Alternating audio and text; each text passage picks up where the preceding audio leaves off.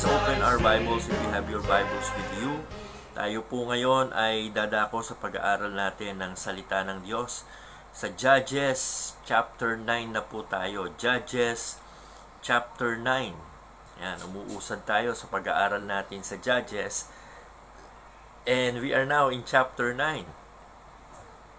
At babasahin ko lamang po ang isang talata for the sake of time. Dito po sa chapter 9 verse 1. And Abimelech, the son of Jerubbaal, went to Shechem unto his mother's brethren, and communed with them, and with all the family of the house of his mother's father. So umaga pong ito, nais ko pong pag-aralan natin o pansinin natin ang isang katotohanan sa salita ng Diyos concerning this matter of taking things into our hands. That will be our subject this morning, taking things into our hands. At ang una po nating mapapansin dito, mga minamahal, sa pag-aaral natin ng paksa na ito, na lagi po nating tatandaan yung ako kasi nung bata ako, lagi ko naririnig to sa aking mga magulang at sinasabi na ipagpasa Diyos mo na lang. Have you ever heard those words from your parents? Ipagpasa Diyos mo na lang, o ang Diyos na lang ang bahalang kumilos. Kasi minsan po, mga minamahal, ang tao ay kumikilos at gumagalaw at nagpapasya sa kanyang sarili na hindi niya iniisip muna kung ito ba ay kalooban ng Diyos o ito ba ay siyang nais ng Diyos. At kadalasan, we are taking things into our hands. Kumbaga, nilalagay natin sa ating mga kamay. At gumagawa tayo ng lahat ng ating makakaya para yung kagustuhan natin ay mapangyari natin. This is the story of Abimelech, and this is what we will look this morning. Tingnan po natin yung kanyang let's look at the person of Abimelech. Dito po sa verse 1 to 6, we will see Abimelech rise to power. Nagbukas po ang chapter 9 na pinakilala siya sa atin as the son of Gideon. Pero siya po ay hindi lehitimong anak ni Gideon. Siya po ay anak sa kanyang isa sa mga concubines. Alam niyo, mga pinuno noon talagang hindi lamang isa o dalawa o tatlong asawa, napakaraming asawa. At bukod sa kanila napakaraming asawa, hindi pa sila nakontento na marami silang asawa, napakarami pa nilang ibang babaeng kinakasama. Yung po yung tinatawag na concubines. Si Gideon po ay napakaraming asawa. Sabagay, kaya niya namang sustentuhan dahil nagpayaman siya na ng payaman. Pero bukod sa kanyang napakaraming asawa at sa marami niyang asawa, nagkaroon siya ng 70 sons. Imagine nyo yan. 70 anak na lalaki. Hindi pa binibilang yung babae. Yung lalaki lang. 70. At itong si Abimelech, labas sa 70. Kasi nga siya ay anak na maituturing sa ibang babae. Kasi yung 70 sa mga tunay na asawa yun . Can you imagine that? Pero matalino ang nanay ni Abimelech dahil bagamat si Abimelech ay hindi anak na lehitimo nitong si Gideon, ay pinangalanan niya si Abimelech ng pangalang Abimelech na ang ibig sabihin, ang tatay ko ay hari. O, di ba? Yun ang pinakamagandang naipangalan sa kanya ng kanyang nanay para lagi niyang maaalala, bagamat siya ay anak sa labas, ang tatay niya ay hari. So, siguro, pinapalagay ko na sa paglaki nitong si Abimelech, lagi siyang agrabyado at lagi siyang naaatsapwera sa mga pribileyo bilang isang anak sa kanyang ama. Kasi nga, hindi siya kasama sa mga legitimate children. So, it may have invoked some pride and ambition given the name of Abimelech dahil it reminds him always, my father is king. So, palagi pong meron siyang spirit and sense of entitlement na bagamat wala siyang lubos na karapatan, legally speaking, ipinaglaban niya itong karapatan niya ito at ginampanan niya ang kanyang magagawa para yung pagiging isang tagapagmana ng kaharian ng kanyang ama mapasa kanya. Pero napakahirap para mangyari ito kasi ilan yung unang pwedeng maging hari kaysa sa kanya? 70. So, hindi natin alam kung ilan pa ang anak sa labas ni Gideon. Pero yun na lamang mga lehitimong anak na lalaki na mag-uunahan at mag-aagawan sa kaharian na iniwan ni Gideon. 70 na at napakarami na noon para singitan ni Abimelech. So, ano ang ginawa nitong si Abimelech? Makikita po natin na he took things into his hands. Gumawa siya ng paraan, umuwi siya sa bayan ng Shechem. Ang Shechem po ang kanyang hometown. Ang Shechem po ang origin ng kanyang nanay. At kinausap niya ang kanyang mga kamag-anak.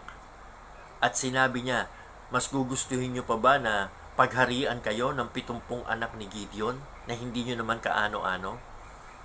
Hindi ba mas maganda kung ang magiging tagapangunan nyo at pinuno ay galing mismo sa inyo at ako yon?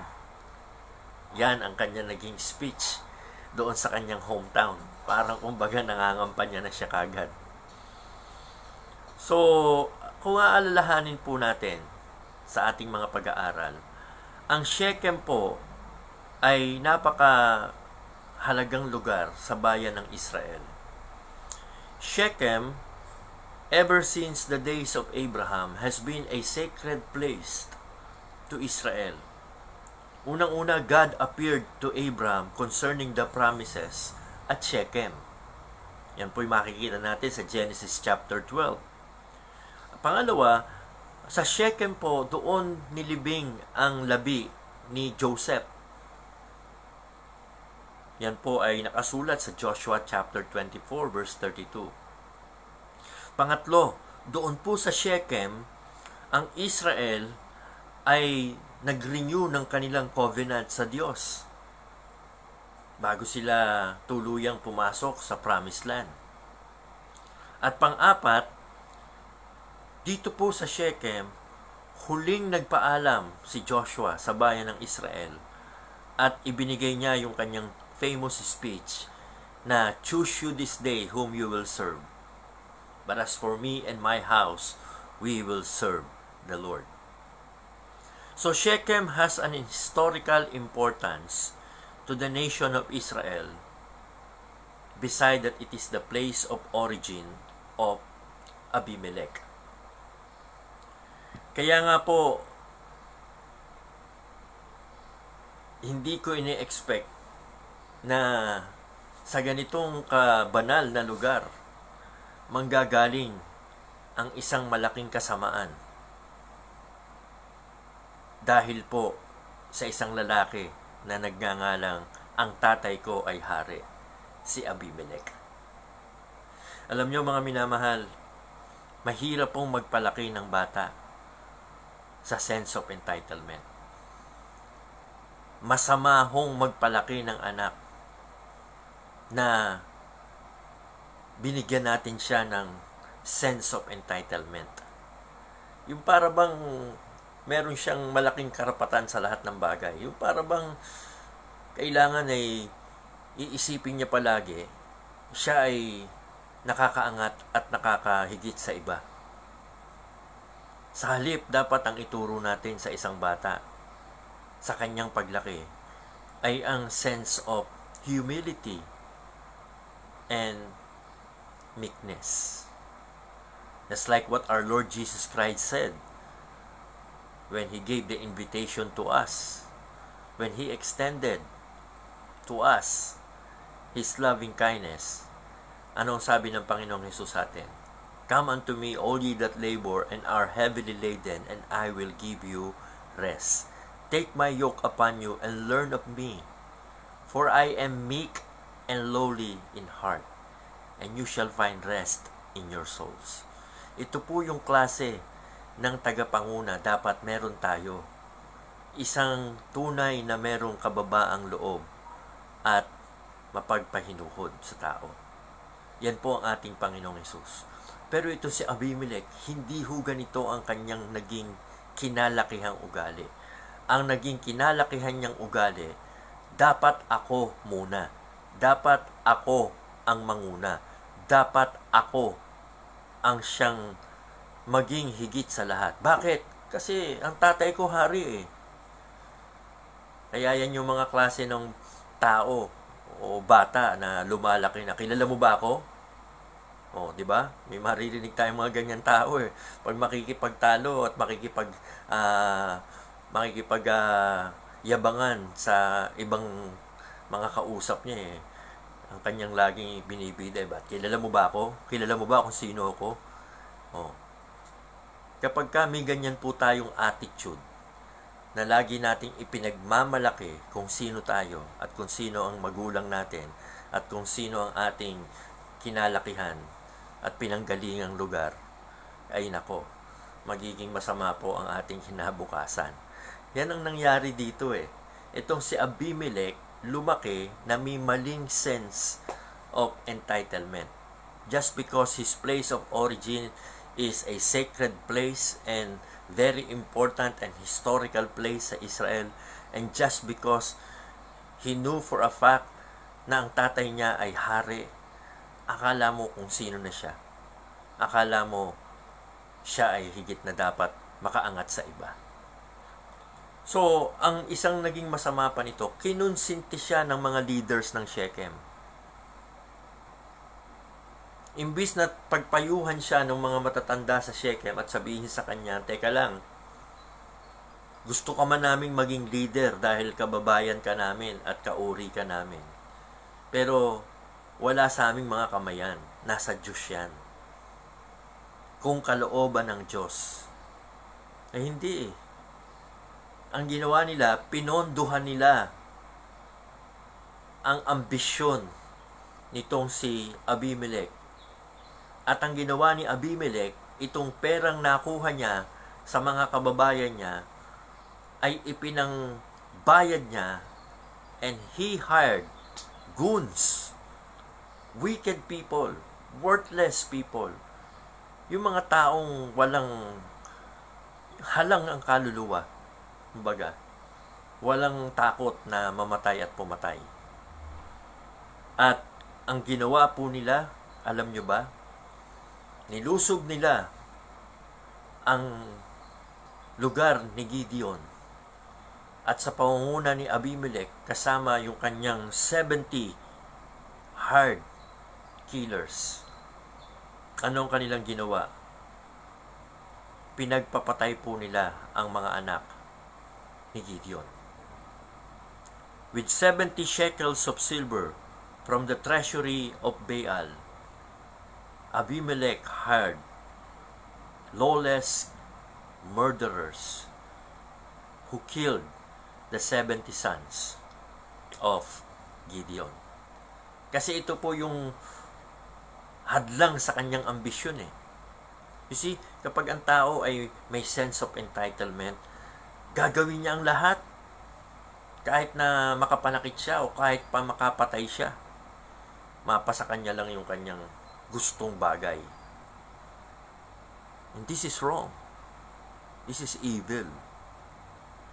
Kailangan matutunan natin na kung ano man ang ating mga ninanasa sa buhay, ipagpasa Diyos natin. Diba sabi nga po sa sulat ni David, delight thyself in the Lord, and He shall give thee what? The desires of thine heart. Kung meron tayong gusto sa buhay, ipagdasal natin sa Panginoon. Kung yan ay kalooban ng Panginoon, ibibigay sa atin yan. Huwag nating pilitin at kailangan na pumatay tayo para mapasa atin. This is what happened here. What a tragic thing na ginawa nitong si Abimelech. Killing his own brothers. Half-brother niya itong mga to eh. Kapatid niya itong mga to sa ama. Pero pinagpapatay nila. Mabuti na lang, merong isang nakaligtas, merong isang nabuhay. Naitago niya ang kanyang sarili at hindi siya napatay ng todo. Alam niyo yon? Si Jotham, he was able to survive the massacre. Hindi siya tuluyang napaslang sapagkat naitago niya ang kanyang sarili. At nakita natin the person of Abimelech. Now let's go to the parable of Jotham. Nung nakita nitong si Jotham na ang kanyang mga kapatid at maging siya ay walang awang pinagpapapatay nitong si Abimelech, umakyat siya sa bundok na malapit sa Shechem. Ang Shechem po ay malapit sa dalawang bundok na napakahalaga sa Israel. Ito po yung Mount Gerizim and Mount Ebal. These two mountains are associated with blessing and cursing na iproclaim sa Israel. Si Jotham po ang natitirang nabuhay sa anak ni Gideon sa pamamaslang ng mga kasamahan nitong si Abimelech ay umakyat sa Mount Gerizim. Yung Mount Gerizim po ay associated sa blessings. Samantalang yung Mount Ebal ay associated sa cursing. So pinili niyang panhikin, akyatin yung Mount Gerizim. At doon sa Mount Gerizim, sumisigaw siya at tinatawag niya ang pansin ng mga pinuno ng Shechem. At sa kanyang pagsigaw, siya ay nagbigay ng parable. Yung parable ay simpleng-simple. It's about yung mga puno na gusto nilang magkaroon ng hari. A story of how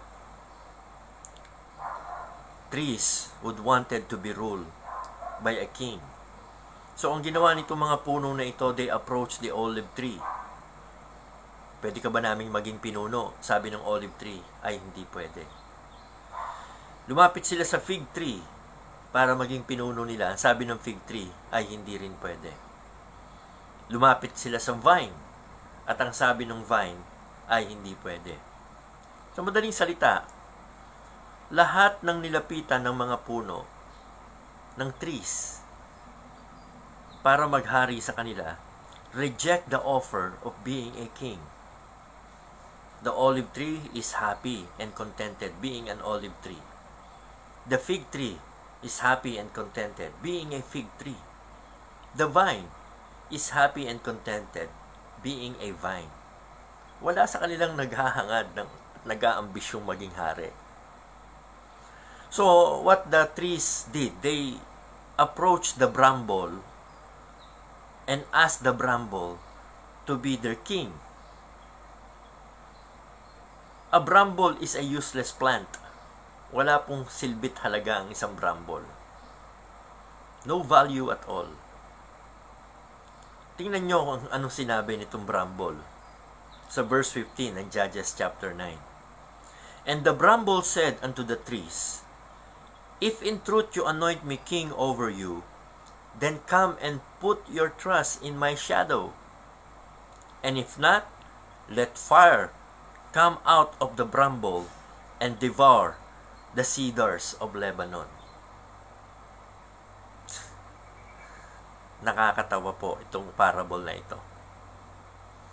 Finally, merong isang tumanggap ng alok ng mga puno na maghari sa kanila.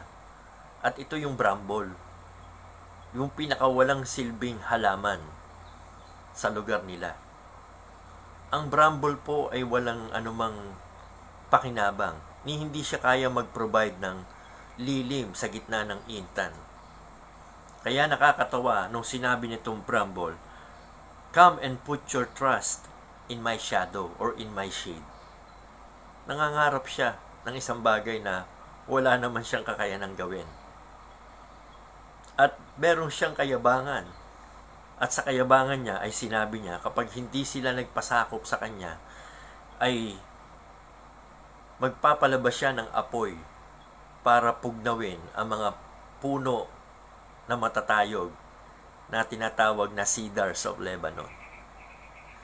Alam niyo, minsan, makikita natin sa parable na ito ang isang katotohanan na may mga tao na kaya walang halaga ang buhay, walang silbi, kasi puro kayabangan ang pinapairal sa katawan. Ito pong parable na ito ay tungkol kay Abimelech. Kasi hindi naman siya dapat ang maging hari, pero gusto niya maghari-harian. Wala namang siyang pakinabang, sapagkat ang meron lamang siya sa katawan ay puro yabang. Pero mas pinili niya na kunin ang mga bagay sa kanyang mga kamay, sa halip na sa Diyos siya magtiwala at hayaang ang mga bagay ay mangyari ayon sa kalooban ng Diyos. Pagkatapos na sabihin ni Jotham itong kanyang parable, nagtago na siya kasi alam niya papatayin siya nito si Abimelech. So pagkatapos nito, nakita natin the person of Abimelech, nakita natin the parable of Jotham. Tingnan natin ngayon the problem of the people of Shechem. Pagkatapos nila marinig yung parable, parang nag-isip-isip sila. Kasi ito ang gusto ni Jotham mangyari. Mag-isip sila. Sapagkat ang kinuha nila na mamumuno sa kanila ay isang walang kwentang tao. Isang tao na walang tiwala sa soberano o pagiging soberano ng Diyos. Isang tao na gagawin ang lahat, mapasakamay niya lang yung mga bagay na gusto niya. So, bigla silang napaisip. Nagkamali nga yata tayo. Pero, for a while, hindi nila nakikita ang problema nila. Kasi, for a while, namuno naman si Abimelech sa kanila ng may kaayusan. For 3 years. For 3 years. Alam nyo, kasi ganito yan eh. Hindi naman darating agad ang problema. Karaka-raka.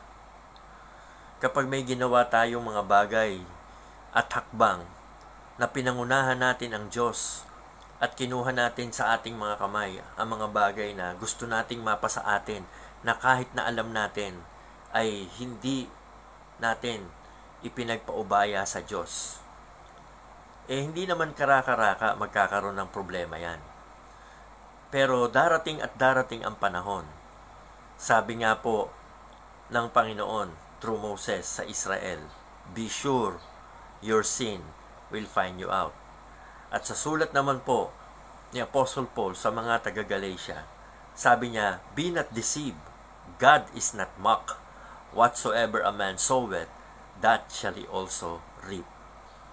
He that soweth to his flesh shall of his flesh reap corruption, and he that soweth to the Spirit shall of the Spirit reap life everlasting." Ano ba ang ginawa nitong si Abimelech at nitong mga tao sa Shechem? They sow to their flesh. Inuna nila yung gusto ng kanilang laman. Inuna nila yung mga bagay na iniisip nila tama sa kanilang sariling paningin. Pero hindi nila inisip ito ba ay tama at sang-ayon ba ang Diyos dito. Ang pagkakamali nila, mga minamahal, kanilang nilagpasan ang pagiging soberano ng Diyos. Kung meron mang dapat na tiningnan sila bilang hari nila, ay walang iba kung hindi ang ating Panginoong Diyos. Siya po ang hari ng mga hari at Panginoon ng mga Panginoon. Hindi nila dapat nilagay itong si Abimelech bilang maging tagapanguna nila at maging hari nila sapagkat itong si Abimelech ay wala naman pong pagpapahinuhod at pagpapasakop sa Diyos. Kapag po ang nilagay natin sa buhay natin, magiging leaders natin, ay hindi po yung nakikita nating suko ang buhay sa Diyos, magiging malaki ang problema natin. Kaya nga ito, mga minamahal, kahit sa ating bansa, hindi matapos-tapos ang problema. Kasi lagi tayong naglalagay ng mga leaders na walang takot sa Diyos. Huwag po tayong maglagay ng mga leaders na walang takot sa Diyos. Huwag po tayong humanga at tayo po ay napapahinuhod sa mga tao na alam nating walang takot sa Diyos. Ang naging problema nila, nagkaroon sila ng pinuno na mismong papatay sa kanila. And that's what happened here. Pag binasa nyo po itong buo ng Judges chapter 9, dumating po yung time. Nangyari po yung sinabi ni Jotham. God, siya po ay hindi pinalalagpas ng ganitong mga maling gawain ng tao. So what happened? Dumating po ang araw ng paniningil. Hindi po pwedeng makalagpas ang ginawa ni Abimelech. Sabi nga po mga minamahal, darating ang panahon, pagbabayaran natin ang ating mga kasalanan. And so, that's what happened here. Nung nalaman ni Abimelech na ang mga tao sa Shechem ay wala na sa kanya ang puso, pinagpapaslang niya ang mga ito. Pinagpapatay niya ang mga ito. Thousands of the people of Shechem were killed, were burned alive. Sipin niyo yon. Pinagpapatay ni Abimelech ang mga tao sa Shechem. Kasi ayaw na nila sa kanya eh. Na-realize nila mali na maging leader natin ito. Pero bago pa sila nakagawa ng hakbang, inunahan na sila ni Abimelech at pinagpapatay sila. At yung kahuli-hulihan ng mga leaders ng Shechem na nagtago sa isang towers, sinundan pa rin doon ni Abimelech at pagpapapatayin niya at susunugin niya ng buhay. Alam nyo paano na lang na sila naligtas? Sa kamay ng Diyos. Ang punishment ay ibinigay niya kay Abimelech. At muli, magugulat kayo. Ang ginamit ng Diyos ay isang babae. Kaya kayo mga babae, talagang kapaki-pakinabang kayo sa kamay ng Diyos. Pag ang buhay nyo ay pinapagamit nyo sa Diyos, talagang alam nyo, napakaraming mga kababaihan ang malaki ang magagawa sa kasaysayan ng tao kapag ang buhay nila pinagamit nila sa Diyos. One unnamed woman was used by God para magkaroon ng punishment itong si Abimelech. Nakita natin the person of Abimelech, nakita natin the parable of Jotham, nakita po natin the problem of the people of Shechem. Ngayon makikita natin the punishment of God to Abimelech. Anong naging punishment ng Diyos kay Abimelech? He died on the spot while he was attempting to kill the leaders of Shechem. One woman, mula po doon sa tower, naghulog ng malaking bato at tumama sa ulo nitong si Abimelech. One brave woman. Kasi susunugin sila ni Abimelech eh. Susunugin sila ng buhay eh. So anong ginawa nitong babaeng ito? Hindi siya nagdalawang isip. Hinulugan niya ng malaking bato itong si Abimelech, and Abimelech died on the spot. Marami pong mga tao ang akala ninyo mga babae ay walang silbi at walang kwenta, pero maraming pangyayari sa kasaysayan ng buhay ng tao. Kung hindi sa mga babae, wala na, napahamak na ang ating sibilisasyon. Kaya wag niyong sisihin ang mga babae na sinasabi natin, no, mga babae, mga ano lang naman yan. Yan ang mga naging dahilan ng problema ng sangkatawan. Hindi po, sapagkat maraming tala sa Biblia na kung hindi sa mga babae, ay hindi po tayo magkakaroon ng pagkilos at paggawa ng Diyos. Ginagamit din po ng Diyos ang mga kababaihan natin. Kaya praise God sa umagang ito. Sana po nahamon tayo at sana po natuto tayo. Let's not take things into our hands. Let's not try to get ahead with God and do as we wish and as we yung mga whims and wishes natin.